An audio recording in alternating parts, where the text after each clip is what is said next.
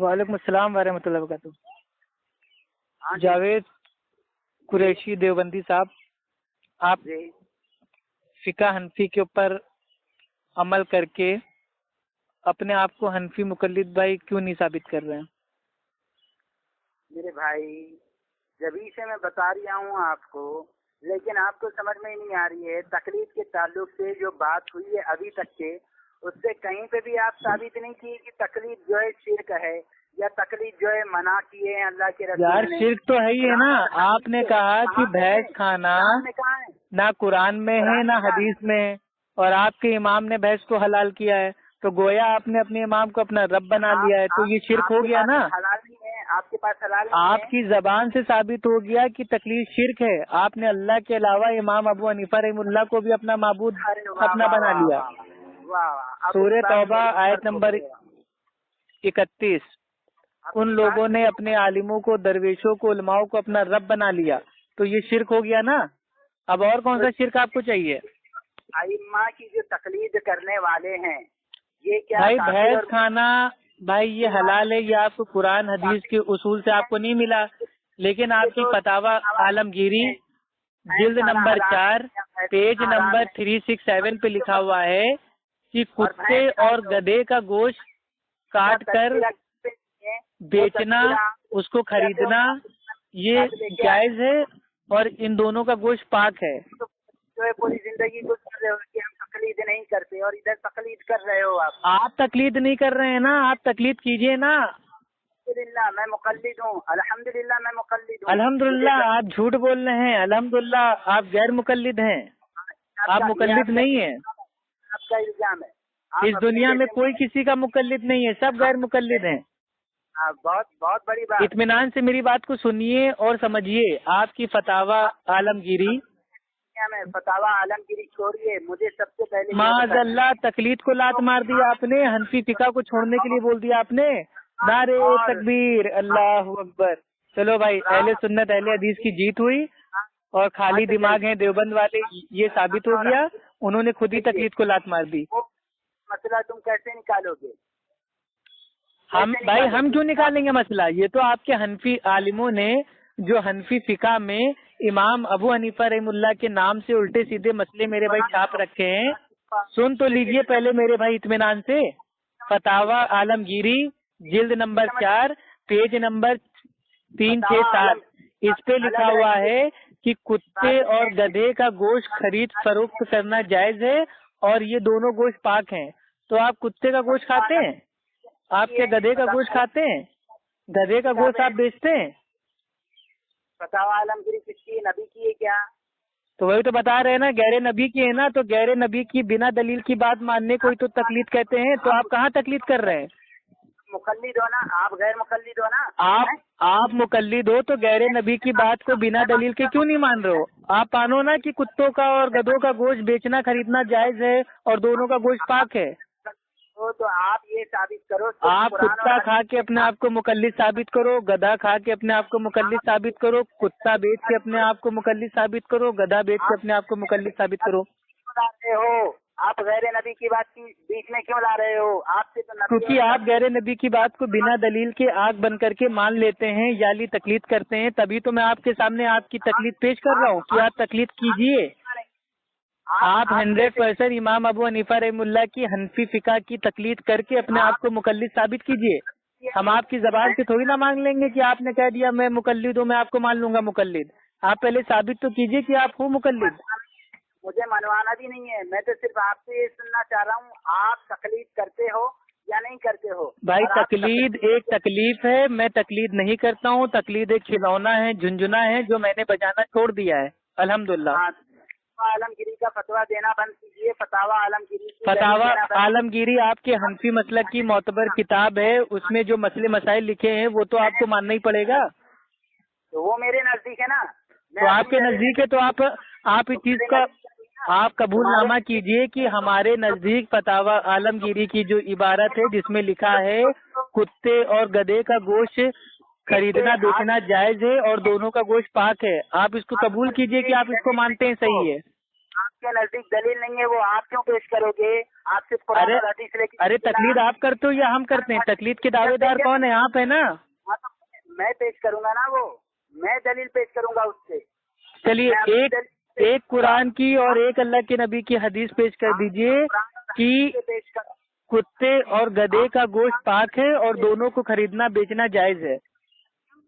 एक आयत और एक हदीस पेश कर दीजिए। ये पहले जो मैंने पूछा है इसका जवाब दीजिए आप। यार कुल मिला के आप ही सवालों की दुकान खोलते जा रहे हैं। कैसे मुकल्लिद हो भाई आप? सवाल है, सिर्फ एक ही सवाल है। तकलीद के ताल्लुक से मेरा एक ही सवाल है, तकलीद को आप क्या समझ रहे हैं? और मैं जो भाई तकलीफ को हम एक तकलीफ समझ रहे हैं जिससे हमारे हनफी मुकल्लिद भाइयों को तकलीफ हो गई है। हेलो बोलिए भाई, तकलीद को हम एक तकलीफ समझते हैं जिससे हमारे हनफी मुकल्लिद भाइयों को, चाहे वो बरेलवी हो चाहे देवबंदी हो, उनको इस दुनिया में भी तकलीफ है और आखिरत में भी तकलीफ भाई उनको पहुंच जाएगी।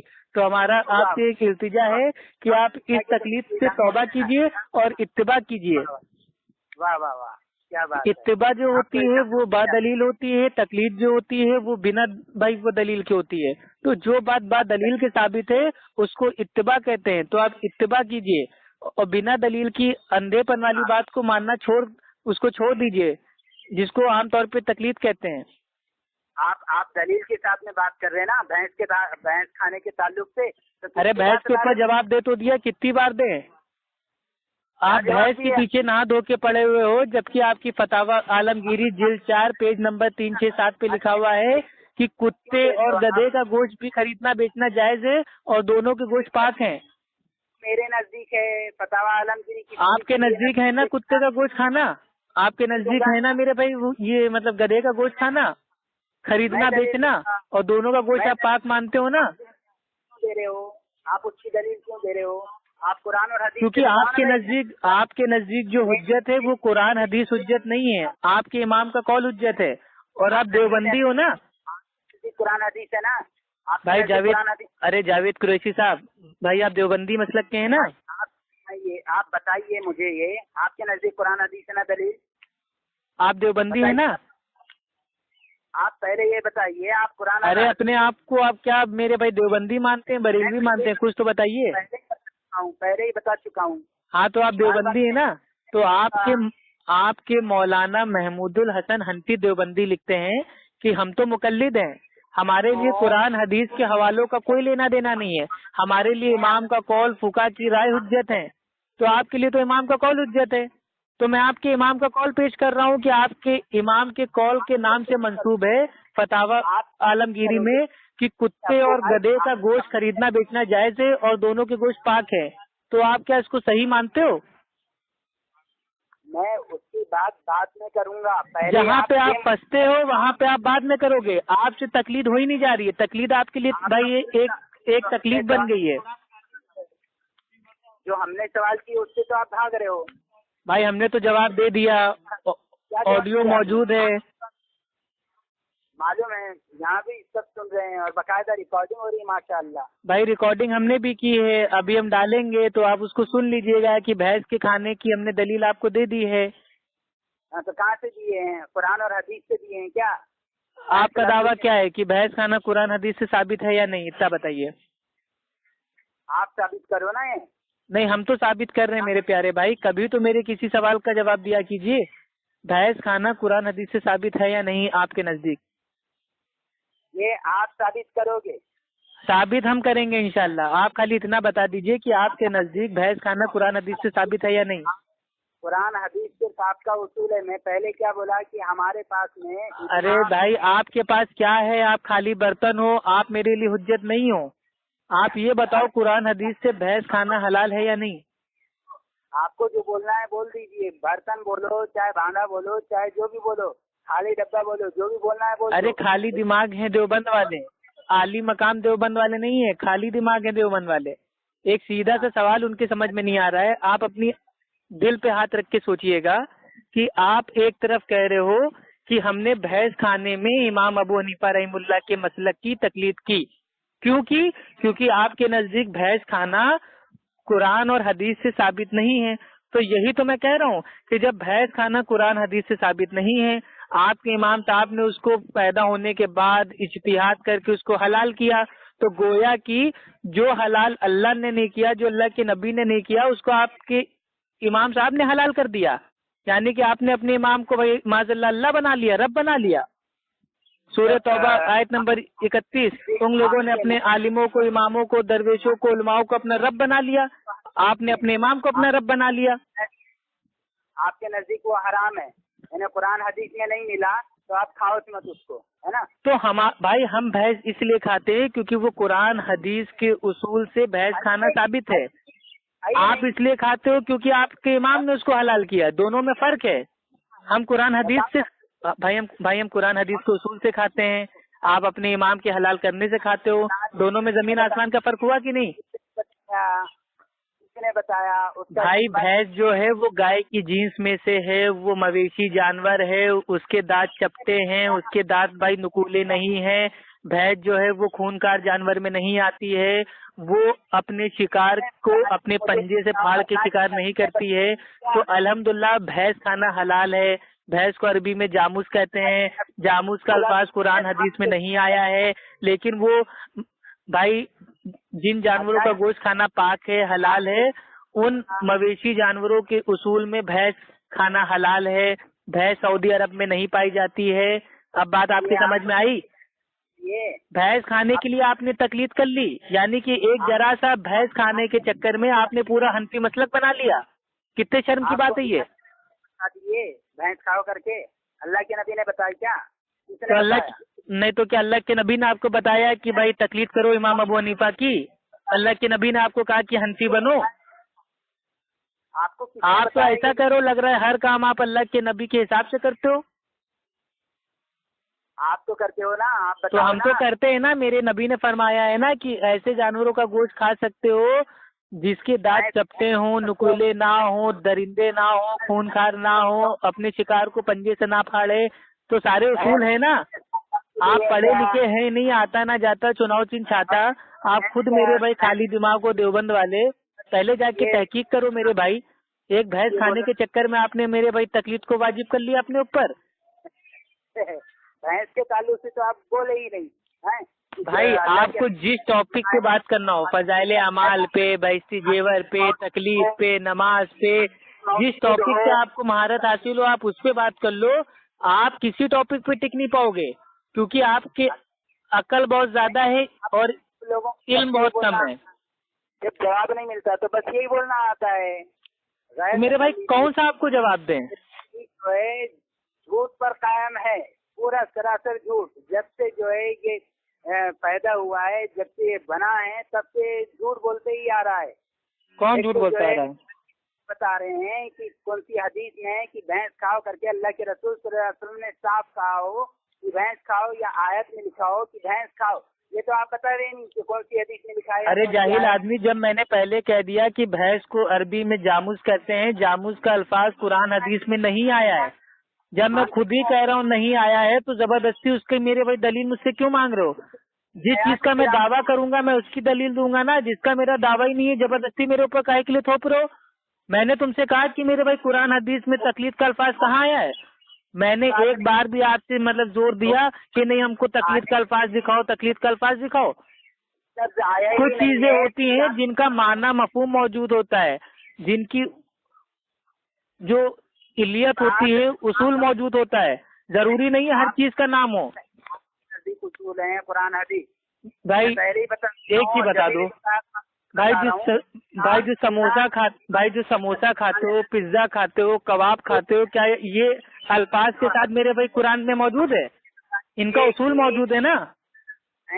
بھائی آپ بریانی کھاتے ہو، شیرمال کھاتے ہو، کباب کھاتے ہو، نہاری کھاتے ہو، تو کیا ان سب کا نام میرے بھائی کے قرآن حدیث میں موجود ہے؟ نہیں، ان کا اصول موجود ہے۔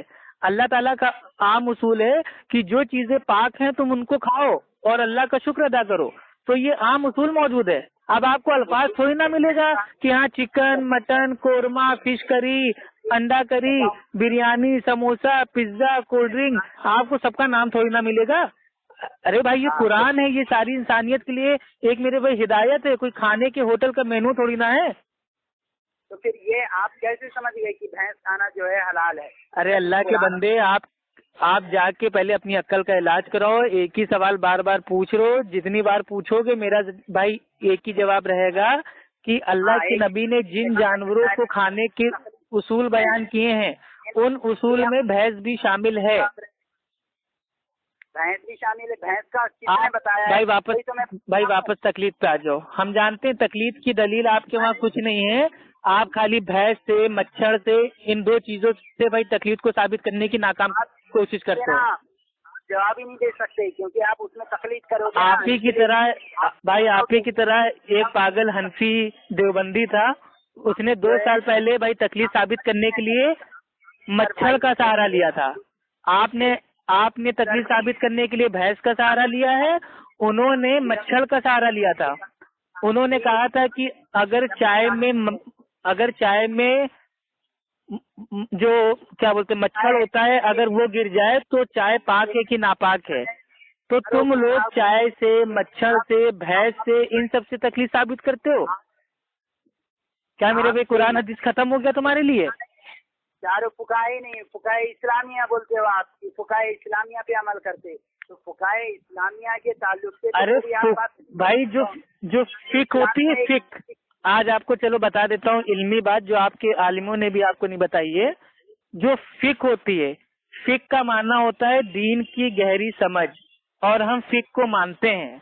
हम फिक के मुनकिर नहीं हैं, हम फिका हनफी के मुनकिर हैं। हम फिक को मानते हैं लेकिन फिका हनफी को नहीं मानते, जिनका मेरे भाई कुरान हदीस से कोई लेना देना नहीं है। कुरान हदीस का मसला अगर समझ नहीं आएगा आपके, तो आप फिर क्या करोगे? ऐसा कौन सा मसला है जो कुरान हदीस में मौजूद हो लेकिन एक आम आदमी की समझ में ना है? चलो बताओ। अभी तो मैं बताया था, वो तो मसला बताया नहीं आपने, भैंस के ताल्लुक से वाला है। तो भैंस तो मेरे भाई वो तो मेरे समझ में आ गया ना, दुनिया के समझ में आ गया। अब ये हनफी मुकल्लिदों के समझ में नहीं आ रहा, तो मैं क्या करूं? जायज है, नाजायज है, हराम है, हलाल है, क्या है इसमें? भैंस के लफ्ज के साथ में आया है क्या? अल्लाह के रसूल ने बताया? अबे लफ्ज नहीं आया, कितनी बार बताऊं जाहिल आदमी। मेरे प्यारे दोस्त, मेरे प्यारे भाई, मेरे अल्लाह के बंदे, आप जाके किसी अच्छे डॉक्टर से अपने दिमाग का इलाज कराओ, अपना अकाउंट नंबर भेजो, हम पैसे भेजे दे रहे हैं, अपना इलाज कराओ। मैंने कम से कम 10 बार कहा होगा कि भैंस को अरबी में जामूस कहते हैं। जामूस का अल्फाज कुरान में मौजूद नहीं है, अल्लाह की नबी की हदीस में मौजूद नहीं है। तो ये कौन सा उसूल है कि जिस खाने पीने की चीज का नाम कुरान में भाई मौजूद ना हो तो क्या उसको खाओगे नहीं? तो भाई जो समोसा है, बिरयानी है, नहारी है, पाया है, कोरमा है, क्या इनका नाम मेरे भाई आया हुआ है कुरान हदीस में? खाना छोड़ दो आज से। जब कुरान नहीं, खाना छोड़ दो, क्योंकि तुम्हारा ये बनाया हुआ घर का उसूल है कि जिसका नाम अल्फाज कुरान में ना हो वो चीज हम इस्तेमाल हम नहीं करेंगे। तो वो सारी चीजें छोड़ दो जिनका नाम नहीं आया है। तो ये बताओ ना। अरे भैया तुम मेरे प्यारे भाई, क्या कयामत से पहले या अपने इंतकाल से पहले आप मेरे भाई तकलीफ की दलील हमें कुरान हदीस से दोगे या नहीं दोगे? सबसे पहले जो मैंने ये बात भाई आपने क्या कहा क्या नहीं कहा वो सारी बातों पे मिट्टी डालिए। आप इतना बताइए, आप तकलीफ के दावेदार बन के आए थे तो आपने अभी तक तकलीफ की दलील कुरान और सुन्नत से हमें क्यों नहीं पेश की? आप क्यों भैंस के चक्कर में पड़े हुए हो, मच्छर के चक्कर में पड़े हुए हो? ये सब क्या है? सब साबित हो जाएगा, लेकिन पहले आप बताओ ना। साबित हो जाएगा नहीं, हमें दलील दे दो कुरान हदीस की, हम आज से तकलीद करना स्टार्ट कर देंगे। आज से हम इमाम अबू हनीफा रहमुल्लाह की तकलीद को अपने ऊपर वाजिब कर लेंगे। एक दलील तो दे दो। कर रहा हूँ, ये जो आपके सामने पेश किया इसको मानते क्यों नहीं हो? क्या ये भैंस क्या मेरे भाई आपके लिए दलील है तकलीद की? अरे यार वही बात तुम लेके आ रहे हो यार। भाई क्या कुरान हदीस खत्म हो गया आपके पास जो आप जानवरों से तकलीद को साबित कर रहे हैं? कैसे मान रहे हो उसको कि वो हलाल है या हराम है? कैसे मान रहे हो? किसने बता दिया आपको? अल्लाह और अल्लाह के नबी ने। आपको किसने बता दिया? आपके इमाम ने बता दिया। माज़ अल्लाह, आपके इमाम ने हलाल कह दिया तो हलाल हो गया, हराम कह दिया तो हराम हो गया। गोया आपने अपने इमाम को अल्लाह बना लिया। तौबा तौबा तौबा। जो आप बोल रहे हो। अरे भाई दलील दोगे कि नहीं दोगे मेरे भाई? दलील आप दो ना भाई, भैंस के ताल्लुक से दलील आप दो। अबे भाई कितनी बार दे, मुंह थक गया है मेरा एक ही सवाल बार बार भाई उसका जवाब दे दे के। आप क्या, आपको क्या तकलीफ की मेरे भाई जो दलील है वो आपके नजदीक अता पता लापता हो गई है, जो आप बार बार एक ही सवाल 20 बार पूछ रहे हो। मतलब जितना आपके झोला छाप आलिमों ने आपको सिखा दिया है उतनी बात करोगे। तुम्हारे अलबानी जैसे नहीं, जूनागढ़ी जैसे नहीं, जो रफू चक्कर हो गए। कहाँ रफू चक्कर हो गए? अरे उनका इंतकाल हो गया, रफू चक्कर कैसे हो गए? अगर इंतकाल करने को रफू चक्कर होते हैं तो आपके अशरफ अली थानवी भी मेरे पे रफू चक्कर हो गए।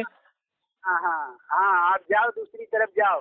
अशरफ अली थानवी की बहस्ती जेवर के ऊपर बात करोगे? तुम इधर आओ ना। आपके अशरफ अली थानवी ने बहस्ती जेवर में एक मसला लिखा है कि अगर किसी औरत के लड़का पैदा हो रहा हो, शब ना निकला हो, कुछ निकला हो, कुछ ना निकला हो, अगर ऐसे वक्त भी होशो आवाज बाकी है तो नमाज पढ़ना फर्ज है, कजा करना दुरुस्त नहीं। तो मैं आपसे पूछ रहा हूँ कि आप माशाल्लाह देवबंदी हो, आपकी अम्मी जान जब आपको पैदा कर रही थी, आप आधे अंदर थे आधे बाहर थे, तो क्या ऐसे वक्त भी आपकी अम्मी जान ने मेरे भाई नमाज पढ़ी थी? पहले इधर वापिस आ जा। पहले नहीं, आप बहस्ती जेवर से क्यों भागे? इधर जवाब देते पहले। तुम जहाँ से भागोगे वहाँ भागूंगा। आपके फजाइल अमाल में लिखा हुआ है एक सैयद साहब ने 12 दिन तक एक ही वजू से सारी नमाजें पढ़ी। आप खाली 2 दिन एक वजू से सारी नमाजें पढ़ के दिखा दो, मैं 4 महीने जमात में चलने के लिए तैयार हूँ। बॉम्बे से दिल्ली जा रहे हो, दिल्ली जाना, बॉम्बे मत चले जाना। भाई आप भी तकलीफ की दलील कुरान हदीस से दे रहे हो तो भैंस पे ना भाग जाना। कुरान में नहीं मौजूद, हदीस में नहीं मौजूद, तो वही तो मैं भी कह रहा हूँ मेरे भाई, तकलीद ना कुरान में मौजूद ना हदीस में मौजूद, तो क्यों तकलीद कर रहे हो? तकलीद एक तकलीफ आपके लिए बन गई है, हमारे लिए नहीं बनी है, आप लोगों के लिए बनी। हम तो माशाल्लाह तकलीद वाले हैं, आप ही गैर मुकल्लिद हो। अरे आप भी गैर मुकल्लिद हो, इस दुनिया में सब गैर मुकल्लिद है, कोई किसी का मुकल्लिद नहीं है।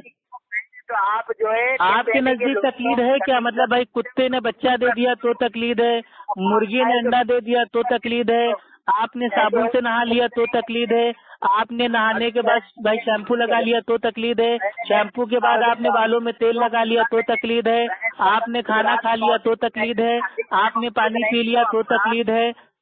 आपके नजदीक सब तकलीद है, तो आपके नजदीक इत्तिबा क्या है, इताअत क्या है? समझ लिया क्या भैंस के लिए भी वो बात कही गई है? अरे भैंस मेरे भाई, एक काम करो, तुम ये अपनी जबान से कबूल कर लो कि अप्पू खान कुरान हदीस से मेरे भाई तकलीद साबित नहीं है, इसलिए मुझे जानवरों का सहारा लेके अपने इमाम की भाई तकलीद साबित करना पड़ रहा है। दीन के अंदर जो चीज मौजूद रहती है ना, उसके तुमको एतराजी होता है कि हम। अरे दीन में तकलीद मौजूद ही नहीं है, तभी तो हमको एतराज है। तकलीद अगर दीन में होती तो इतनी देर में तुमने कुरान हदीस से साबित कर दिया होता। हदीस से बात आप पेश नहीं कर रहे हो कि आप भाई कुरान हदीस से तकलीद साबित है तो आप उसकी दलील दीजिए ना। आपको किसने बताया? कुरान और हदीस में जब मौजूद नहीं है लफ्ज भैंस, जो आप बोल रहे हो वो जब कुरान और हदीस में मौजूद नहीं, तो आपको किसने बताया कि वो खाया जाए? किसने बताया? अरे जाहिल आदमी, कुरान हदीस में जब तकलीद का लफ्ज भाई वो मौजूद नहीं है तो किसने कहा कि तकलीद तुम करो? अपनी मर्जी से समझ लिया क्या तूने? अपनी मर्जी से तुमने तकलीद करना स्टार्ट कर लिया? अपनी मर्जी से समझ लिया कि भैंस खाना हलाल है, और अपनी मर्जी से तुमने समझ लिया तकलीद करना जायज है? तू पहले ये बताना। अरे तू पहले बताना भाई, तेरा उसूल तेरे ऊपर लागू होगा।